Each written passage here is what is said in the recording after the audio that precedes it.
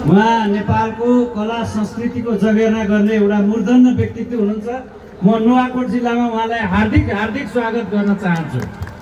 आज यस दोस्रो लिखु महोत्सव कार्यक्रम आयोजक समितिका अध्यक्षज्यू, यस कार्यक्रममा सहभागी नुवाकोट रसुवा पर्यटन समाजका अध्यक्ष मित्र बलराम नेउपानेज्यू, तादी गाउँपालिकाका पूर्व गाउँपालिका अध्यक्ष नारायण पाण्डेज्यू, यसैगरी पञ्चकन्या गाउँपालिकाका पहिला उम्मेदवारको रूपमा प्रत्याशी उम्मेदवारको रूपमा रहनुभएका मित्र रामेश्वर थापाज्यू, नेपाली काङ्ग्रेस महासमितिका सदस्य सरस्वती मल्ल श्रेष्ठज्यू, मञ्चमा आसीन विभिन्न राजनीतिक दलका प्रतिनिधिज्यूहरू, कलाकार साथीहरू र आज यो महोत्सवलाई उत्साह भर्न आउनुभएका सम्पूर्ण नुवाकोटवासी दाजुभाइ तथा दिदीबहिनीहरू, म तपाईहरुको लामो समय लिन चाहन्न, किनकि यो महोत्सवमा तपाईहरु नाच्न चाहनुहुन्छ, रमाउन चाहनुहुन्छ र यसबाट आफ्नो आनन्दित हुन चाहनुहुन्छ।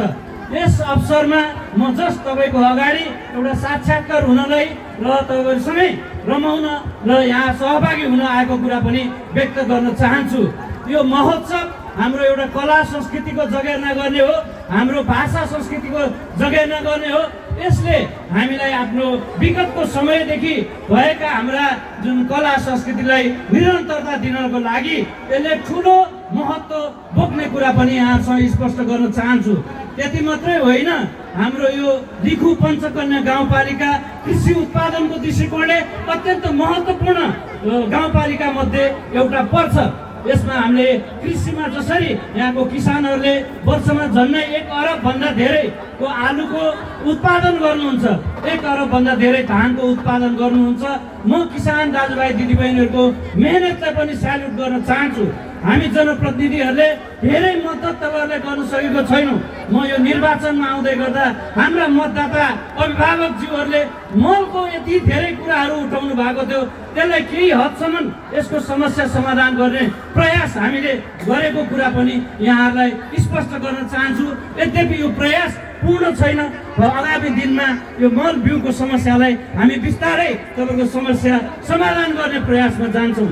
त्यति मात्र होइन, हामी निर्वाचित हुँदै गर्दाखेरि नुवाकोटवासी दाजुभाइ दिदीबहिनीहरूले काठमाडौँबाट नुवाकोट आउनको लागि धेरै कठिन अवस्था थियो। हाम्रो छरेको पोटोखाको बाटो राम्रो थिएन, त्यसै गरी रानीपोहाको बाटो राम्रो थिएन।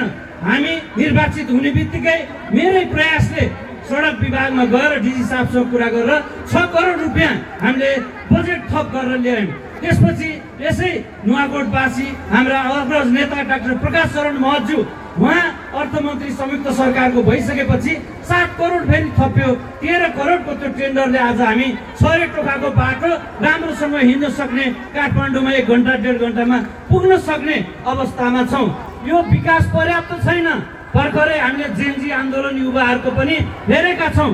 युवाको भावना छ यो देशमा भ्रष्टाचार नहोस्, यो देशमा सुशासन कायम होस् र युवाको रोजगारी होस् भन्ने भावनालाई हामीले कदर गर्छौँ र आगामी दिनमा हामीले उहाँहरूकै भावना अनुसारको काम हामीले तीनै तहको सरकारले गर्नुपर्छ। त्यो युवाहरूको भावनालाई हाम्रा नेताहरू पनि हिजो जेनजी थिए, हामी पनि नेभिसनमा